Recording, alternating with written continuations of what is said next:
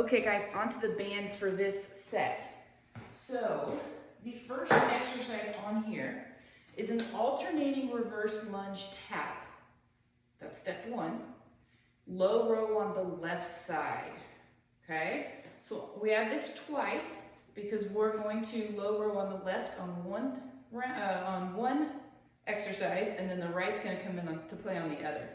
So all you need to think about first is the alternating reverse lunge tap. So our lower body is hitting that tap and back together. When you are at the bottom in the middle of your tap, so at your lowest point, we're gonna add a low row, but only on one arm. So for this first exercise, I'm only gonna low row on my left. So I'm gonna tap, low row left, back up, switch legs, because our legs are alternating, but I'm still gonna low row on that left.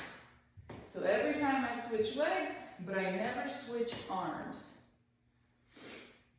Okay, as you row, since we're rowing single arms, really important that only that arm is moving. So my shoulders stay square, my hips stay square, everything else stays straight ahead.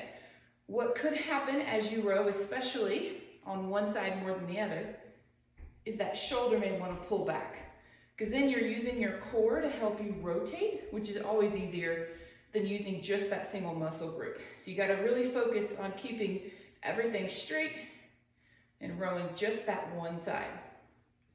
So when you finish that first side, we're not going to immediately switch sides. We're going to stand up and hit the next exercise. So this next one is a lateral chest fly on one side. So lateral means we're going sideways. In this case with the band, it means that we're going to turn and face sideways. We have a handle in each hand. The side that you have turned toward, so I've turned toward my left side, that band is going to go to your hip. Shoulder blade back, abs in nice and tight, little bend in that knee. The other arm is going to be your chest fly arm. So abs nice and tight.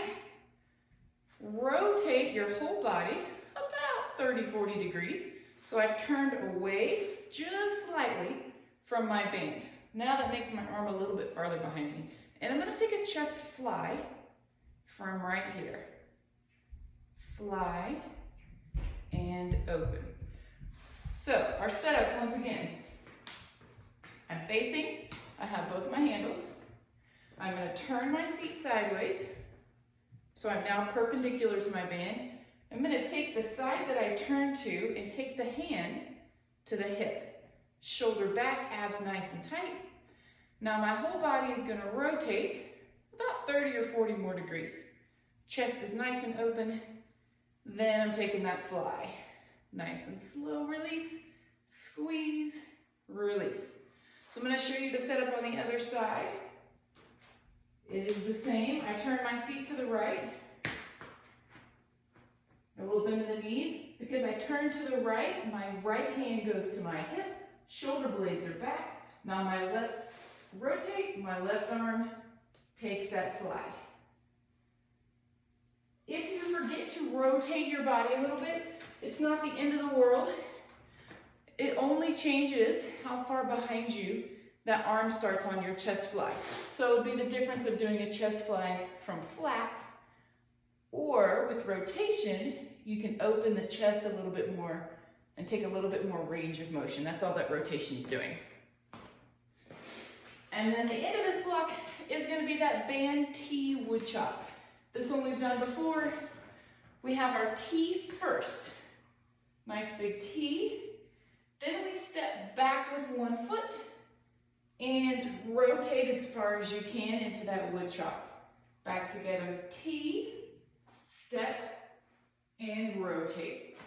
T, rotate.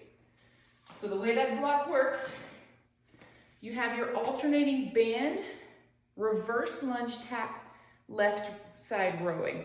Then you stand up for the lateral chest fly on one side. You go back to the alternating band rowing on the other side. Then your chest fly on the side you haven't done. then the T wood chop. All right, guys, let me know if you have any questions. I hope you have a fantastic workout. Lots of good variety, little bit of strength, a lot more focus on the upper body. Have fun.